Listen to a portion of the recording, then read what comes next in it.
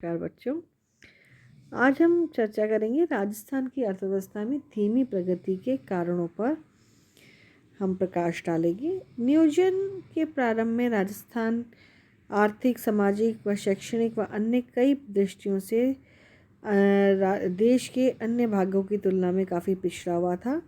पिछले 65 वर्षों में कई क्षेत्रों में प्रगति होने से राज्य के सामाजिक आर्थिक पिछड़ेपन में कमी आई है, लेकिन अभी भी इस दिशा में काफ़ी कार्य करना शेष रह गया है।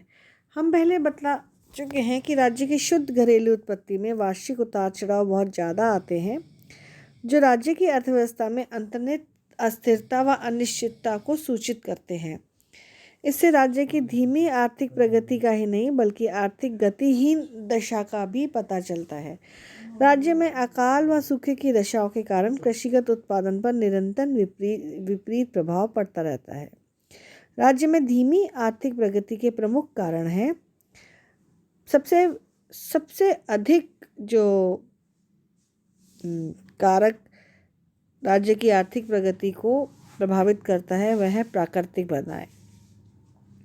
जैसा कि हम जानते हैं कि 7% भूभाग राजस्थान का थार रेगिस्तान में है और अरावली पर्वतमाला जो है वो कुछ इस दिशा में है कि मॉनसून हवाओं के वो पैरेलल है, तो मॉनसून की हवाओं को वो रोक नहीं पाती, जिसकी वजह से वर्षा बहुत कम होती है और मिट्टी भी उपजाऊ नहीं है। इससे कृषि कार्यों में बहुत बाधा पहुंचती है।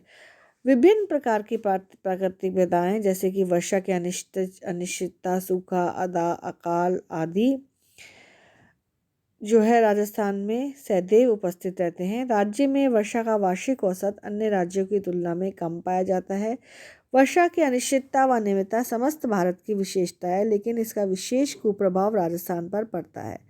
राज्य में वर्षा का सामान्य वार्षिक औसत 59 सेंटीमीटर माना गया है, जो जैसलमेर में 15 सेंटीमीटर, झालावाड़ में 104 सेंटीमीटर तक पाया जाता है। यहाँ एक ही समय में राज्य के कुछ भागों में अतिवृष्टि के फलस्वरूप बाढ़ के कारण जान माल की भारी हानि देखी जाती है। दूसरी तरफ अनावृष्टि व सूखे के कारण लोगों को पीने का पानी तक नहीं मिलता और पानी व चारे के अभाव में पशुधन को भारी क्षति पहुँचती है। भूतकाल में राज्य से प्रतिवर्ष पशुओं का मध्य प्रदेश, गुजरात, उत्तर प्रदेश व अन्य राज्यों को निरंतर निष्क्रमण होता रहा है। प्राकृतिक प्रकोपों के प्रभाव से प्रभावित क्षेत्रों में सरकार को राहत कार्य चालू करने पड़ते हैं और भू राजस्व आदि की भारी मात्रा में छूट देनी पड़ती है। वर्षा की कमी के कारण राजस्थान में प्रतिवर्ष किसी न किसी क्षेत्र में अकाल की स्थिति अवश्य पाई जाती है। कभी कभी अकाल की व्यापकता व भीषणता बहुत बढ़ जाती है।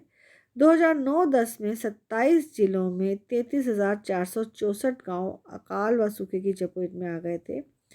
2002-3 में भी 332 जिलों के 40,990 गांव अकालग्रस्त रहे थे। मार्च 2015 में असामयिक वर्षा व ओलावृष्टि से फसलों को भारी क्षति पहुंची है। अकाल के कारण लोग रोजगार की तलाश में इधर उधर भटकने लगते हैं तथा पशुओं के लिए भी चारे व पानी का संकट उत्पन्न हो जाता है। इससे स्पष्ट होता है कि राजस्थान में पशुपालकों का जीवन कितना कष्ट में है और घोर निराशाओं से भरा हुआ है। राजस्थान को अन्य राज्यों से चारे की खरीद करनी होती है, लेकिन यह पर्याप्त नहीं होती और फलस्वरूप चारा महंगा हो जाता है। इससे दूध के भाव पर भी भारी असर पड़ता है। पीने के पानी का भी अभाव है राजस्थान में। राज्य के कई जिलों में भूमि के नीचे पानी बहुत गहराई से निकलता है अथवा कभी कभी भूमि के नीचे बिल्कुल जल नहीं निकलता और कुछ दशाओं में खारा पानी निकलता है, जो किसी भी काम का नहीं होता। इस प्रकार पीने के पानी के अभाव में लोगों को काफ़ी दूर से पानी की व्यवस्था करनी पड़ती है, जिसमें अनावश्यक मात्रा में श्रम शक्ति व साधन नष्ट हो जाते हैं। सूखे की स्थिति में तो भयानक गर्मी व प्यास से कभी कभी मनुष्य व पशु मौत के शिकार हो जाते हैं। गांव में पेयजल पहुंचाने की व्यवस्था करनी होती है। इस प्रकार राज्य में आज भी काफ़ी गांव ऐसे हैं जिनमें पेयजल की पर्याप्त सुविधा नहीं है। राज्य सरकार हैंडपंप व नलकूप लगाने पर काफ़ी बल दे रही है। काफ़ी गांव में पेयजल की कठिनाई को दूर करने का प्रयास जारी है। सरकार को अकाल व सूखे की स्थिति में टैंकरों व ट्रकों की सहायता से गांव में पेयजल पहुंचाना होता है।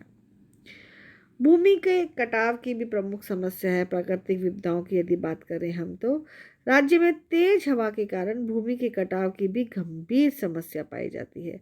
पशुओं के द्वारा अनियंत्रित चराई के कारण घास की अंतिम पत्ती तक साफ कर दी जाती है, जिससे भूमि का कटाव और भी तेज हो जाता है। इस प्रकार वर्षा की कमी व अनियमितता, भूमि के नीचे पानी की कमी और मिट्टी के कटाव ने राज्य को कभी अकालों से मुक्त नहीं होने दिया।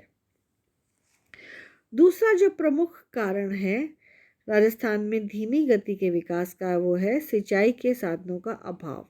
यद्यपि योजना काल में सकल सिंचित क्षेत्र लगभग 6 गुना हो गया है, तथापि कुल 2014-15 में कुल जोते बोए गए क्षेत्र का ये लगभग 42% ही सिंचाई के अंतर्गत आ पाया है। राज्य का लगभग 58% कृषि क्षेत्र मानसून की दया पर ही आश्रित है, लेकिन अभी भी सिंचाई के अभाव में एक से अधिक फसलें बोना संभव नहीं हो पाता है और गहन कृषि की पद्धतियों को अपनाने में कठिनाई होती है।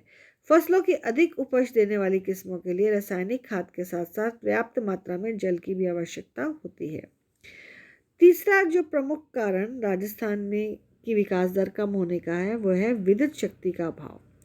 राज्य में योजना काल में विद्युत की प्रतिस्थापना क्षमता तो 13 वाट से बढ़कर 2016 के अंत में लगभग 17,439 मेगावाट कर दी गई है। राज्य को विद्युत के लिए मध्य प्रदेश व पंजाब की परियोजनाओं का मुंह ताकना पड़ता है। राणा प्रताप सागर के पास अणु शक्ति केंद्र के चालू हो जाने से राज्य में विद्युत की पूर्ति बढ़ी है, लेकिन इस संयंत्र में तकनीकी खराबी से इसको कई बार बंद करना पड़ता है, जिससे बिजली का संकट बारंबार उत्पन्न होता है। कभी कभी इसकी दोनों इकाइयां बंद हो जाती हैं और राज्य में लिग्नाइट के अलावा ईंधन के अन्य स्रोतों का भी अभाव पाया जाता है। पूर्व में ऊर्जा विकास की राशि माही प्रोजेक्ट, कोटा थर्मल प्रोजेक्ट के नए चरणों तथा ट्रांसमिशन कार्यक्रम एवं ग्रामीण विद्युतीकरण कार्यक्रम व्यय की गई। Mini hydel project Suratgarh, Mangrol, Mahi की दाईनगर, पूंगल व चरणवाला में चालू किए गए हैं, जिससे विद्युत सृजन क्षमता बढ़ेगी। राज्य में स्वदेशी और विदेशी निजी कंपनियों का भी विद्युत सृजन में योगदान तेजी से बढ़ाया जा रहा है। राजस्थान में यातायात साधनों का भी अभाव है। राज्य में पिछले वर्षों में सड़कों की प्रगति हुई है, लेकिन अभी भी इस दिशा में काफ़ी कमी बनी हुई है। रेलों की व्यवस्था के संबंध में एक कठिनाई यह है कि चौड़ी पटरी से संकरी पटरी में परिवहन का अंतरण करते समय स्टेशनों पर कई प्रकार की कठिनाइयों का सामना करना पड़ता है।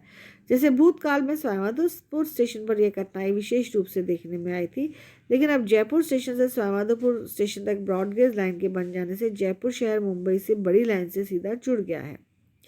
इससे राज्य में औद्योगिक विकास को प्रोत्साहन मिलेगा और स्वामाधोपुर स्टेशन पर माल ढोने में जो टूट फूट होती थी वह नहीं होगी, जिससे राज्य का व्यापार भी अन्य राज्यों से बढ़ने लगा है। अन्य जो प्रमुख कारण है वो है अलोह खनिजों व ईंधन का अभाव। हालांकि राजस्थान में मिनरल्स काफ़ी मात्रा में मिलते हैं, लेकिन अलोह खनिज जैसे तांबा, जस्ता, चांदी व रांगा एवं अन्य कई खनिज पर्याप्त मात्रा में पाए तो जाते हैं, लेकिन कच्चा लोहा, कोयला एवं खनिज तेलों का अभाव पाया जाता है। इसी वजह से यह लोहे व इस्पात एवं अन्य पूंजीगत उद्योगों का विकास कर सकने में असमर्थ रहा है। राज्य के पास लिग्नाइट कोयले का विपुल भंडार है। इनका उपयोग करके थर्मल पावर की सप्लाई बढ़ाई जा सकती है। अन्य जो कारण है वो है उपभोग केंद्र। ज़्यादातर राजस्थान में के बाहर पाए जाते हैं। राज्य भूतकाल में उद्यमकर्ताओं को आकर्षित करने में विफल रहा है, जिसके लिए कई कारण बतलाए गए हैं, लेकिन एक कारण यह भी है कि विभिन्न वस्तुओं के उपभोग के मुख्य केंद्र राजस्थान के बाहर पाए जाते हैं, जिससे टिकाऊ या गैर टिकाऊ उपभोग्य वस्तुओं अथवा उत्पादक व पूंजीगत वस्तुओं का उत्पादन राजस्थान में ना किया जाकर देश के पूर्वी व पश्चिमी प्रदेशों में किया जाता है। राजस्थान के प्रमुख उद्योगपति भी उद्योगों की स्थापना के लिए देश के अन्य भागों में गए। उन्होंने राजस्थान में आज तक पर्याप्त मात्रा में रुचि नहीं दिखलाई है। प्रति व्यक्ति योजना व्यय की यदि हम चर्चा करें तो वह भी काफ़ी कम है। राजस्थान में प्रति व्यक्ति योजना परिव्यय औसत से काफ़ी कम है और इसमें तथा समस्त राज्यों के औसत के बीच का अंतर निरंतर बढ़ता जा रहा है। प्रति व्यक्ति योजना परिव्यय के अंतराल का बढ़ना अनुचित है, क्योंकि इससे प्रादेशिक असमानता को कम करने में बाधा पहुंचती है। अन्य जो प्रमुख कारण है वो सरकार के पास वित्तीय साधनों का अभाव है। आर्थिक विकास की गति को तेज करने के लिए पर्याप्त मात्रा में वित्तीय साधनों की आवश्यकता होती है। राजस्थान सरकार ने पिछले वर्षों में विकास कार्यों एवं अकाल सहायता कार्यों के लिए केंद्रीय सरकार, वित्तीय संस्थानों व व जनता से काफ़ी कर्ज प्राप्त किया है, जिससे देनदारियों की कुल बकाया राशि 31 मार्च 2017 के अंत तक लगभग 2.53 लाख करोड़ रुपए थी, जिसमें आंतरिक कर्ज जो कि बाजार कर्ज, राष्ट्रीय अल्प बचत कोष, रिजर्व बैंक से वेज एंड मीन्स एडवांसेस, बैंकों व अन्य वित्तीय संस्थानों से कर्ज तथा मुआवजा व अन्य बॉन्ड तथा केंद्रीय सरकार से उधार की राशि सहित कुल राशि 1.85 लाख करोड़ रुपए थी और अन्य दायित्वों की राशि लगभग 0.68 लाख करोड़ रुपए थी। राज्य में योजना परिव्यय व बकाया कर्ज एक दूसरे का पीछा कर रहे हैं। 1951 से 2017 तक चालू कीमतों पर कुल योजना परिव्यय 2 लाख करोड़ रुपए से अधिक हो गया है।